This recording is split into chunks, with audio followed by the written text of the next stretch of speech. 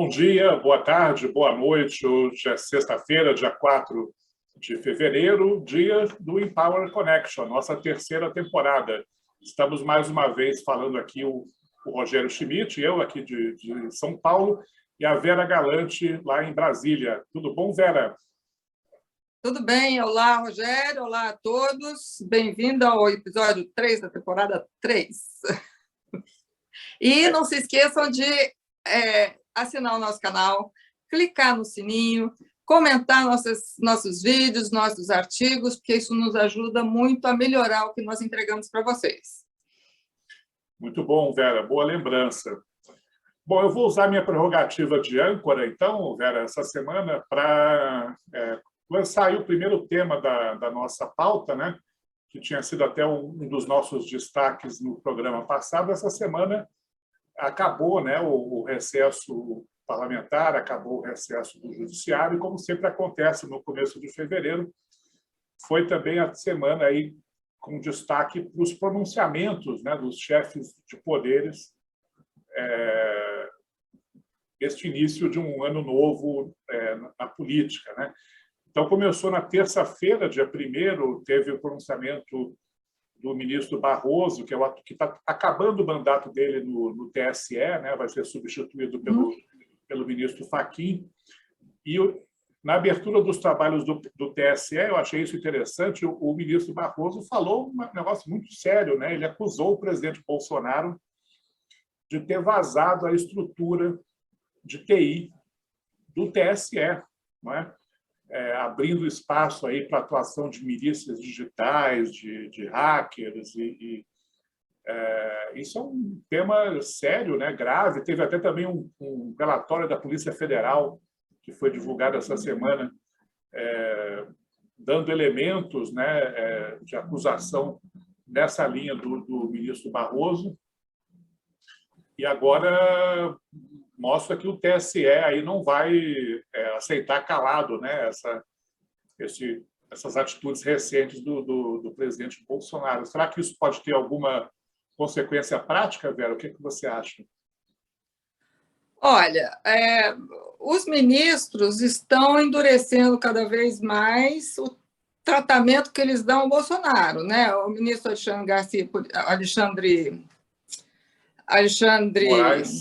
Moraes, desculpem.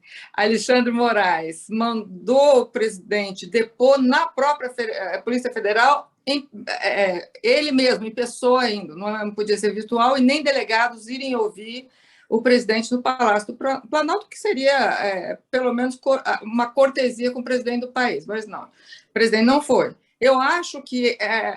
você vai falar, mas eu já vou dar uma prévia, a falta de popularidade, de apoio que o presidente tem ultimamente, favorece esse tipo de tratamento que ele está recebendo também.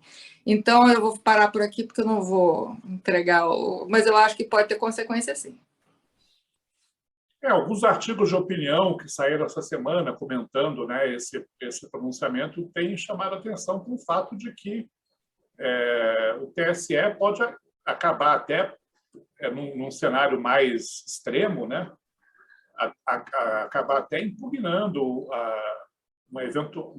eventualmente impugnando a candidatura à reeleição do presidente Bolsonaro, né? Não, é óbvio, né? Isso não é o cenário mais provável ainda, mas fica esse alerta amarelo no horizonte, né? E também na terça-feira, na abertura dos trabalhos do Supremo, né?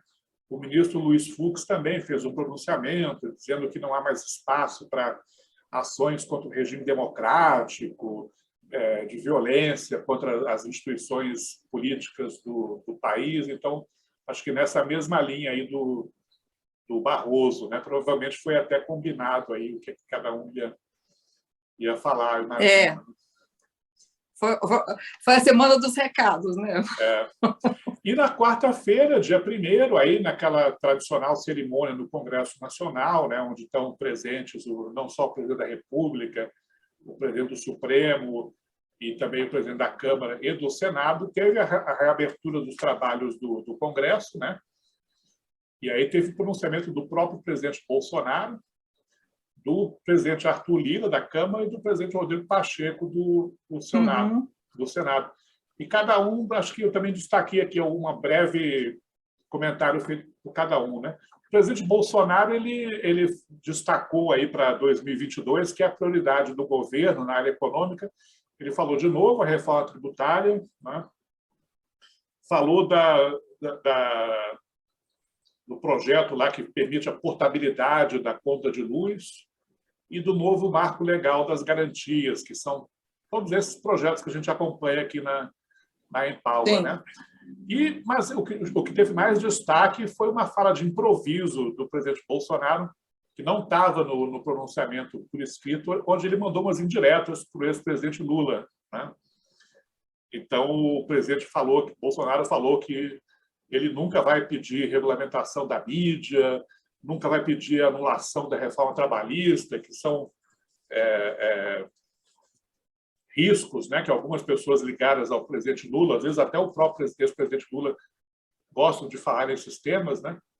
E o Bolsonaro falou, não, de mim não vai ter nada disso, né? Mas depois eu achei curioso, Vera, que tanto o pronunciamento do Arthur Lira, que é do Centrão, né, que é da base de apoio do presidente Bolsonaro, como do Rodrigo Pacheco, também deram umas indiretas ao presidente, né? O Arthur Lira falou que a Câmara não vai admitir, abre aspas, retrocessos discriminatórios e, quiçá, imperiais, né? Eu acho que é o Centrão aí já botando as suas manguinhas de fora, né? Eventualmente até dizendo que pode até pular fora do barco do Bolsonaro se a reeleição dele não for viável, né? E o Rodrigo Pacheco, sobre quem falaremos daqui a pouco, que ainda é pré-candidato à presidência da República, falou também que os perdedores das eleições têm que respeitar o resultado das urnas. Então, é bastante material aí para a gente alimentar as nossas especulações, né? Eu acho que eu volto só a reforçar o que eu falei há pouco tempo. O presidente está fraco. Então, quando ele está fraco, os que estão à sua volta crescem. Eles falam na cara, eles falam nas costas, eles falam na televisão. Quer dizer, não tem barreira mais. Todo mundo está falando o que pensa realmente. Até Arthur Lira, que seria aliado do presidente, mas ele é aliado do presidente, aliás, uma característica do Centrão ser aliado até não ser mais, né? Até não ter vantagem. Até a página 2, né, como se diz. Então, vamos ver. Vera, mas vamos falar um pouquinho de economia. Eu sei que você tem aí uns comentários aí sobre a questão, o cenário aí de inflação, juros, né, do país, né? Pois a economia vai mal. Tem muita pressão inflacionária, inclusive domesticamente. Eu falei no artigo ontem, né, que a gente publicou, anteontem a gente publicou no Connection da semana passada. A pressão inflacionária externa no Brasil é grande, né? Então não vou falar mais isso. A doméstica também é grande. Existe um endividamento das pessoas que gastam além da conta com preço alto e agora nós tivemos um problema sazonal, por exemplo, que são chuvas. Então, subiu absurdamente o preço de hortaliças e legumes. Mas esse aí tende a normalizar, porque daqui a pouco para a chuva resolve. Mas, então, tudo isso força o Banco Central a tentar segurar a inflação. Sim, ainda bem que alguém pensa nisso. Vamos lá, então tem que segurar. Então, subiu ontem 1,5 ponto percentual a taxa Selic, que é a taxa de juros que rege todas as outras. Ela estava em 9,25% ao ano, agora está 10,75% ao ano. Agora, lembrando que essa é a taxa Selic, que é oficial. Os bancos praticam outras taxas, mas eles sobem junto, e às vezes sobem num percentual maior. Então, a gente tem esse problema de inflação, né? E o presidente Bolsonaro não tem força. Agora, nós estamos falando da fraqueza dele, coitado, parece que a gente está batendo cachorro morto. Não é. Ele não tem força para implementar uma política que seja austera. E também não quer, porque lembramos que esse é um ano eleitoral, né? E aí você tem pesquisa para falar, né? Que eu acho que é importante. Mas só para lembrar, Vera, a propósito desse assunto, até aquela ideia que o governo tinha aventado durante o recesso de mandar para o Congresso uma PEC para forçar a baixa do preço dos combustíveis, né? Que é um dos itens aí da inflação, já foi abandonada, né? Uhum. Essa batalha parece que o Paulo Guedes venceu, né? Mas tem a possibilidade dessa PEC ser apresentada por algum parlamentar aí da base do governo, né? De qualquer forma, não sendo uma PEC do Poder Executivo, mas acho que já reduz bastante aí o risco, né, de ser aprovada, né, de produzir aí mais um efeito cascata, né? Exato. E nessa conjuntura toda complicada e econômica, a gente teve essa semana mais 2 pesquisas aí de avaliação do governo sendo divulgadas, né? O Paraná Pesquisas e o Poder Data, e sem grandes mudanças na questão da avaliação do governo. O presidente Bolsonaro está aí com as 2 pesquisas na casa dos 27% de ótimo e bom, e 53% de ruim e péssimo. O que me chamou a atenção, Vera, nessas pesquisas, entretanto, é que na simulação das intenções de voto, né, o Bolsonaro deu uma crescidinha até além do que se imaginava, né? Ele, claro, continua perdendo por margem folgada para o ex-presidente Lula, né, tanto no primeiro como no segundo turno, mas no primeiro turno ele aparece com cerca de 30% das intenções de voto, não é? E o Lula ali está na casa dos 40%. Então, claro, a gente tem que esperar, e por isso que eu não gosto de comentar pesquisas isoladas, mas fazer médias, né, que eu acho que é mais... Evita, assim, às vezes você tem uma pesquisa que é muito fora da curva, né? Mas mostra que também, enquanto o Bolsonaro estiver nesse patamar, né, não vai ter espaço para a terceira via, né? É muito complicado, mesmo sabendo que ele provavelmente perderia para o Lula no segundo turno, seria muito difícil, né, ele ficar fora do segundo turno, né, nesse patamar aí de intenção de voto, o que mostra uma resiliência, né, do presidente. Não só isso, a resiliência dele próprio, mas dos eleitores que estão votando, como votar em 2018, rejeitando uma outra proposta. Então, a rejeição do Lula, também a gente vê isso, que a rejeição do Lula também é alta. Sim. Que reflete na intenção de voto, né? Que não é exatamente a avaliação do governo, é a intenção de voto, porque no Lula eu não voto. Muita gente vai votar no Lula na intenção de voto, a gente vê, porque no Bolsonaro não vota. Então, a gente vai ter que esperar, quer dizer, se acontecer um milagre de uma terceira via, ela tem que ser propositiva, ela tem que ser positiva para tirar o voto por rejeição, né? Para ter um voto por uma proposta. Vamos ver, milagre acontece, né? Mas por falar em terceira via, né, tem nos bastidores da política aí muita coisa acontecendo, né, Vera? Você quer falar um pouquinho sobre isso também? Pois é, nós não vamos falar de nenhum candidato pela terceira via, não, mas nós vamos falar do personagem extremamente importante, talvez o mais importante no jogo político hoje, extremamente cobiçado por todos os partidos, por todos os presidenciáveis, que é o Gilberto Kassab, que já foi ministro, já foi prefeito. Ele tem assim um trânsito fácil pelos partidos, quer dizer, no mundo político. Ele é um estrategista, nós sabemos, excelente, né? Ele já foi ministro do PT, ele foi ministro do MDB, ele já andou ele teve todas as companhias que a gente pode pensar. Hoje em dia, o PSD, que já foi o partido que mais cresceu, num ponto, ele está numa encruzilhada, e Gilberto Kassab sabe disso. Ele sabe disso porque, se Rodrigo Pacheco sair da corrida, que ele, na verdade, não entrou, se ele abandonar, muitos quadros do PSD vão migrar para um dos dois lados, né?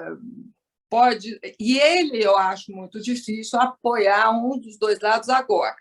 Acho mais fácil ele apoiar o presidente Lula, se for o caso, no segundo turno. Mas ele não quer, de jeito nenhum, abrir mão do Pacheco, porque ele julga corretamente que o partido dele tem que ter um candidato a presidente, porque já tem deputado, já tem senador, já tem governador e já tem prefeito. Diga. Mas um candidato a presidente que talvez não precise necessariamente ser o Rodrigo Pacheco, né? Exatamente, você lembrou bem. Quem pode ser? Pois é, a bolsa de apostas aí está fervendo, né? Fala-se no Eduardo Leite, que sairia do PSDB para o PSD, fala-se no Paulo Artung, que foi governador do Espírito Santo, né? Então, tem outras possibilidades aí, mas eu concordo, os partidos estão se mexendo, né? A gente tem comentado pouco isso aqui, porque tem muita especulação também, mas uma outra questão importante pode ser a formação das federações partidárias, né? Exato. Como a gente sabe, esse ano vai ter cláusula de barreira mais elevada, vai ter fim de coligações, então a formação de federações, que é uma possibilidade que foi aberta pela legislação, também está correndo solta, né? Na esquerda, no centro, fala-se até do PSDB e do MDB formarem uma federação, né? E também vamos esperar, porque esse prazo, a lei eleitoral tinha dado até o final de junho, mas o TSE deu uma liminar pedindo que isso seja definido até o final de março. Então, março, 2 de abril seria o limite, né? Já está a configuração final formada. Vamos ver.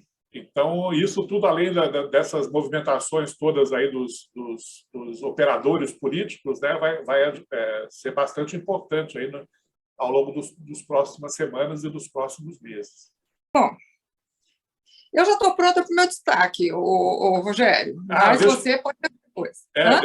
Deixa eu dar o meu primeiro, então, para a semana que vem, na terça-feira, vai ser o primeiro termômetro aí da temperatura política em 2022, que o Congresso deve votar diversos vetos do presidente Bolsonaro a projetos que foram aprovados no Congresso no ano passado, né?